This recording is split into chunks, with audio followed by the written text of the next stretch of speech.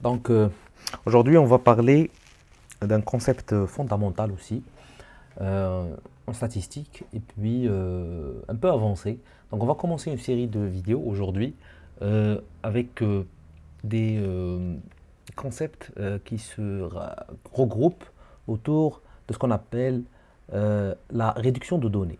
Alors la réduction de données, on l'a déjà faite, bien sûr, avec la régression. Si vous faites attention, la régression nous permet de prendre un ensemble de valeurs, d'observations, et puis si vous voulez, résumer les liens entre les différentes observations sur deux variables ou plus, avec uniquement une ordonnée et des pentes, c'est-à-dire B0 hein, pour l'ordonnée et B1 si on a une seule variable explicative, et puis B2, B3 si on en a plusieurs. Donc c'est aussi une technique de réduction de données, la régression bien sûr. Mais là, on ne va pas s'intéresser à la régression dans le sens où on n'a pas une variable qui explique ou qui détermine une autre. On a plutôt un ensemble de variables et l'objectif c'est de choisir ou plutôt de regrouper des variables en ce qu'on appelle des facteurs ou des dimensions. Et c'est plus intéressant, bien sûr, vous allez le voir. Aujourd'hui, je vais juste être bref, je vais essayer de vous introduire le concept à travers juste quelques techniques. Mais dans la vidéo suivante, nous allons commencer un concept fondamental de base dans la réduction de données. Et dans la vidéo suivante, on va passer à autre chose. Et dans la vidéo d'après, on va passer à autre chose. Alors, globalement, on aura 4 ou 5 vidéos pour essayer d'aborder ce concept de réduction de données très fondamental, bien sûr, dans les statistiques, dans l'analyse en marketing et en général dans l'analyse de données. Parce que, comme on le sait, plusieurs variables, beaucoup de variables ne sont pas très intéressantes, bien sûr, pour un décideur ou pour un responsable. Ce qu'il souhaite, lui, c'est comprendre rapidement et succinctement ce qui se passe voilà, derrière un peu ces données que vous allez lui présenter. Et la meilleure manière d'y arriver, c'est justement de réduire l'ensemble des données en des données, on va dire, déchiffrables, pertinentes. Voilà. Donc, voici la base, bien sûr, je vais vous mettre ça sur la description pour utiliser cette base de données aussi. Alors, je vais faire head pour voir un peu les 6 premières lignes. Alors ici, ce sont des qualitatifs de marque. Alors, je vais essayer de revenir ici sur Word. Je vous ai mis ce tableau. Alors, l'idée de ce type d'étude, c'est vraiment une étude classique en marketing. Vous allez poser cette question à des gens dans la rue, dans le cadre d'une étude élargie, etc. Ça dépend. Comment trouvez-vous la marque A? Ensuite, vous allez lui dire de donner une note de 1 à 10, 10 étant le maximum. Donc, vous, par exemple, vous avez ici la marque A, imaginez que c'est Coca. Dans la même catégorie, bien sûr, vous aurez Pepsi, vous aurez, je ne sais pas, par exemple Sprite, etc. Et donc, vous allez lui donner des adjectifs ou bien des noms qui représentent, par exemple, des attributs de cette marque ou de ce produit. Ça dépend, bien sûr, si c'est un produit ici ou une marque. Alors ici, ça peut être une marque, comme ça peut être, bien sûr, un produit. Et donc, vous allez lui poser cette question, vous allez dire par exemple, est-ce que la marque A est performante? Est-ce qu'elle est leader? Est-ce qu'elle est avant-gardiste? Avant-gardiste, ça veut dire avant les autres, elle fait les choses avant les autres.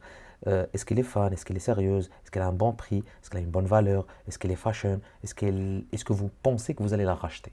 Donc, on a mis ici, et ça c'est dans l'ouvrage bien sûr que je vous mets dans la description, voici les adjectifs qu'ils ont utilisés. Mais comme je l'ai expliqué, c'est vraiment une étude classique en marketing.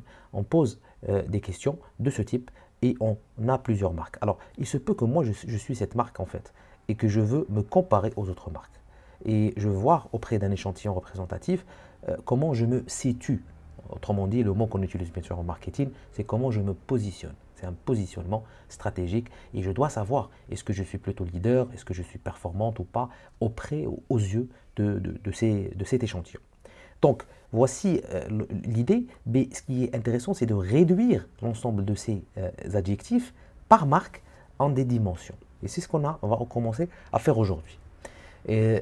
Donc, je vous ai ici mis le questionnaire. Alors, j'aurai d'autres vidéos après où je vais vous expliquer comment on réalise ce type de questionnaire et quels sont les types de questions pertinentes qu'on peut faire en fonction de la question marketing de départ qui nous a motivés à faire ce type d'études. Voilà.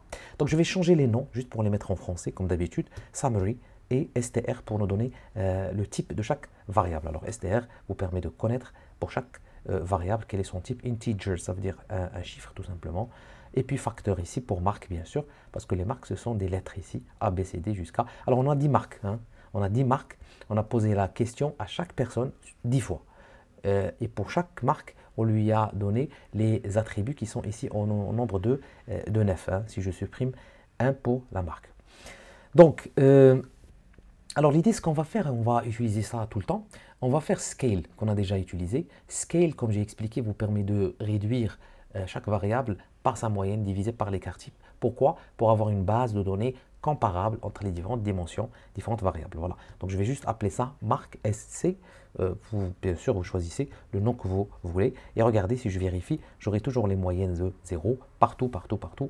Et c'est ça l'objectif, en fait, c'est de pouvoir comparer. Parce que il se peut, ici on a de 1 jusqu'à 10, je vous ai expliqué ça tout à l'heure, mais il se peut que pour d'autres variables, on a mis par exemple 15, 20, sur 100, etc.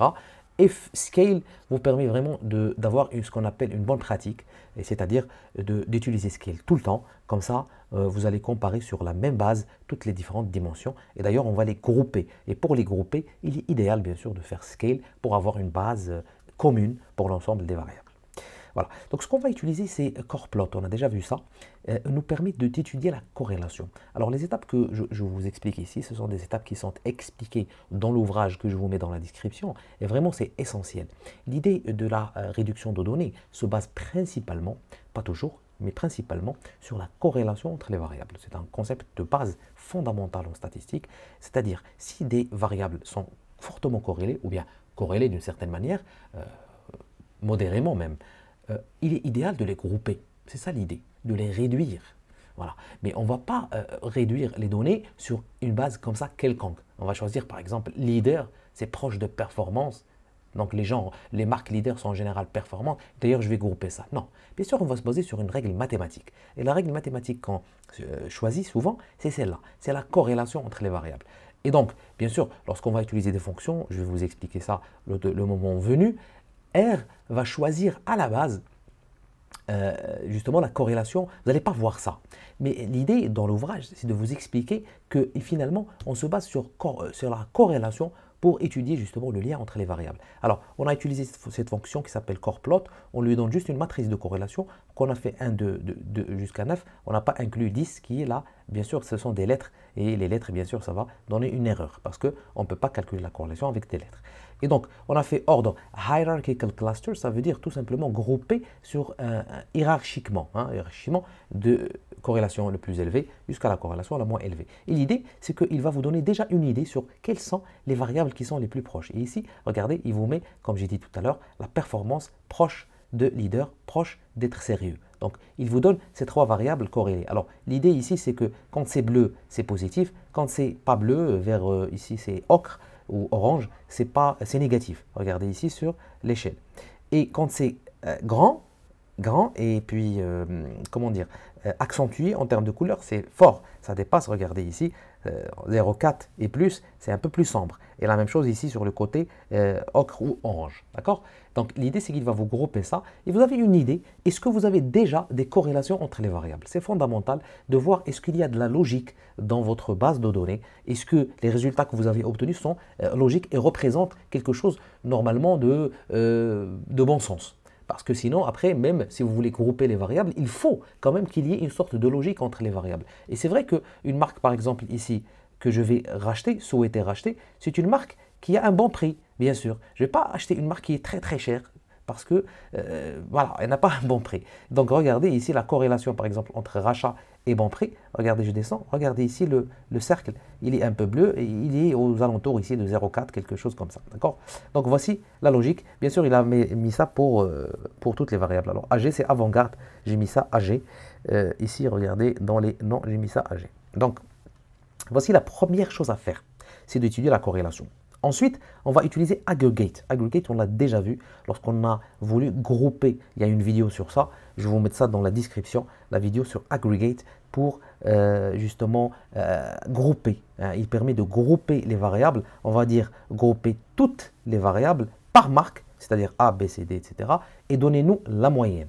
D'accord? Data, bien sûr, c'est la base de données tout simplement. Et je vais appeler ça marque moyenne. Regardez ce qu'il fait. En fait, il va me donner par marque la moyenne de chaque marque sur la performance. Parce que rappelez-vous, si je reviens sur la base de données, j'aurai par exemple A à chaque fois et j'aurai plusieurs notes pour la performance. Alors, tout ce qu'il a fait, il a fait la moyenne de la performance, mais pour A. Voilà. L'idée, c'est de comparer entre les marques parce que moi, mon objectif, c'est de voir, moi en tant que marque, on va se situer tout à l'heure dans une vidéo sur E, on sera la marque E. L'idée, c'est de voir si je suis la marque E, quelle est la marque la plus proche. Regardez, si je suis E, 268, je suis très proche de la marque J. Voilà. Ici, on n'a pas de nom de marque pour rendre ça un peu général. Mais c'est ça l'idée, c'est de comparer entre les différentes marques par rapport aux différentes variables. Voilà. Donc ici, tout simplement, row names, tout ça, ça permet juste de supprimer cette première colonne. Et on va dire row names, supprimer, mettre la première colonne, voilà, c'est cette marque, pardon, row names, c'est le nom de la colonne, c'est marque. Et supprimer ensuite, on va faire -1. Pourquoi? Pour supprimer la première colonne tout simplement. Donc tout ça, c'est juste pour regarder, pour supprimer cette première colonne. On en aura besoin ensuite. Voilà. Dernière chose qu'on va faire, aujourd'hui, c'est utiliser ce package Gplots avec juste des couleurs. Voilà, ces couleurs qui sont sympas. Ensuite, vous n'êtes pas obligé de faire ça pour avoir le heatmap. Alors le heatmap, traduction, c'est carte de chaleur tout simplement. Il va maintenant ensuite grouper les différentes marques en fonction des variables qui sont proches, là où elles sont proches. Et il va me classer ça. Et ça nous donne une idée sur finalement le lien entre les différentes marques. Regardez bien, très très sympathique franchement ce graphique. Il n'y a pas que R qui fait ça, il y a d'autres logiciels aussi qui le font bien sûr. Mais ici, il vous donne une idée, il va grouper les différentes marques par rapport au fait qu'elles sont proches ou pas. Alors toute cette écriture ici, tout ça, vous pouvez le supprimer. Mais l'idée c'est qu'il va vous donner, regardez, si je fais CTRL X ici, ou bien commande X, il va vous supprimer tout ça. Mais regardez ce qu'il va vous donner, c'est un truc vraiment difficile à lire. D'accord? Alors tout ce texte finalement, il vous permet juste de bien visualiser le graphique, avec un titre bien sûr, ici pour main attribut marque. Alors regardez par exemple la marque J, plutôt G, je vais prendre G ici vers la fin, elle est proche de la marque F, c'est ça l'idée. Bien sûr, si j'avais des noms, ça serait plus simple, mais malheureusement, on n'a pas de nom. Pourquoi? Parce que regardez les mêmes couleurs. Il va donner même la couleur du bleu. Par exemple, pour rachat, ils ont presque la même note. Regardez, si je reviens sur le tableau, en fait, il a juste pris le tableau et il l'a analysé de cette manière. Si je pars pour rachat, regardez ici rachat, et je prends la marque F et G. Regardez F, la note c'est 7,18. Regardez G, c'est 7,19. C'est exactement presque le même score qu'ils ont obtenu en termes de moyenne. Et c'est pour cela qu'elles sont groupées. Parce qu'en général, ces marques sont proches. Regardez F et G, ça c'est sympa parce qu'elles sont vraiment proches. On peut juste mettre en bleu et voir. Regardez ici 6,79, 7,35, 6,59, 6,5. Ici, il y a une légère différence. D'ailleurs, sérieux, je peux le voir. F et G sur sérieux, regardez, ils n'ont pas la même couleur. Ici, c'est bleu. Ici, c'est vert. C'est vraiment vert léger, vert pâle. Voilà. Donc, voici l'idée du heatmap.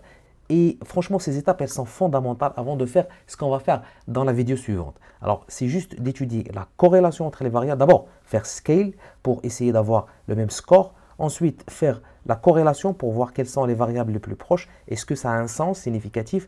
Ensuite, faire aggregate pour obtenir les moyennes et utiliser le tableau obtenu. Il faut d'abord l'enregistrer et l'utiliser pour le heatmap pour avoir une idée sur quelles marques sont proches, etc. Et voir est-ce que ça colle à la réalité, bien sûr. Ensuite, dans la vidéo suivante, on va passer à d'autres choses, d'autres analyses, bien sûr, plus approfondies.